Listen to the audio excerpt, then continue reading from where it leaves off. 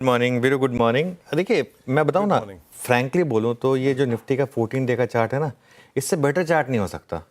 तकलीफ क्या है ना, अगर इसी को आप इन्वर्स कर देंगे और अगर आप सिर्फ लेके बैठे रहे होंगे इस मार्केट में, तो आप कितने खुश होंगे। इसी चार्ट को अगर आप बेच के बैठे रहे, जो हमारी बात भी हुई है लगातार, कितने टाइम से हमारी बात हुई है कि बस इस मार्केट में आप शॉर्ट रहें और कैरी करें।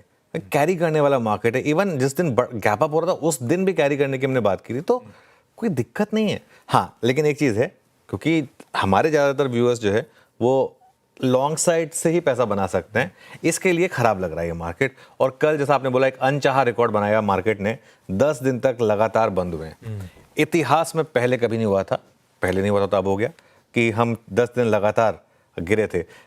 इतिहास में 5 महीने लगातार गिरने का भी एक रिकॉर्ड हमने तोड़ा था, वो 28 साल के बाद तोड़ा था निफ्टी पर। तो सारे के सारे रिकॉर्ड बैक टू बैक हम जड़े जा रहे हैं।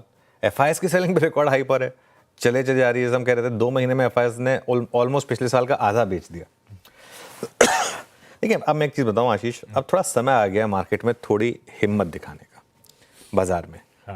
और ट्रेडिंग साइड पर मेरा व्यू अभी भी वही है और मैं उसको अभी भी चेंज नहीं कर रहा हूँ। ट्रेडिंग साइड पर मेरा व्यू अभी भी वही है, रैली में सेल करें, जो रैली मिले, जहाँ रैली फेल हो वहाँ पर सेल करें। लेकिन अगर आपका 3 से 5 साल का नज़रिया है तो अब समय आ गया है निफ्टी ईटीएफ खरीदने का। आपको याद होगा मैंने कहा था अगर 22,000 निफ्टी आया तो मैं खुद निफ्टी का ईटीएफ बाय करूंगा, है ना, 22,000 के निफ्टी पर। और ये फैक्ट है, अब हम 22,000 पर आ गए हैं। एग्जैक्ट बॉटम तो कोई नहीं पकड़ पाएगा, सिर्फ 2 ही, जैसे विजय केड़ी जी कहते हैं ना, सिर्फ 2 लोग बॉटम पकड़ पाते हैं, या तो भगवान या फिर झूठा इंसान। तो अब हम तो दोनों नहीं है, तो इसके लिए 22,000 एक लेवल है जहां पर मुझे लग रहा है कि आप थोड़ा निफ्टी ईटीएफ खरीदें।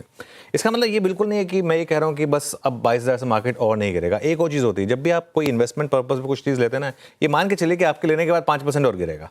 तो अगर आप 22,000 पर ले रहे हैं, उसका मतलब ये नहीं कि बस 22,000 पे मार्केट चलना शुरू हो जाएगा। हो सकता है हम 21,000 पे भी चले जाएं, हो सकता है हम उसके नीचे भी चले जाएं, ये भी पॉसिबिलिटी है।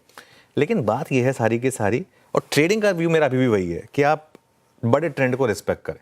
जब तक बड़ा ट्रेंड इंटैक्ट है, जब तक वो ट्रेंड खुद आपको बाहर नहीं निकाल देता, तब तक उस ट्रेंड को रिस्पेक्ट करें। लेकिन अब निफ्टी जिस वैल्यूएशन पर है, अगर टेक्नो फंडा अप्रोच अगर आप लें, जिस वैल्यूएशन पर अब निफ्टी आ गया है ना, वहां पर लार्ज कैप में, निफ्टी में, बैंक निफ्टी में, एक as an investor with 3 to 5 year horizon थोड़ी सी हिम्मत करना बनता है।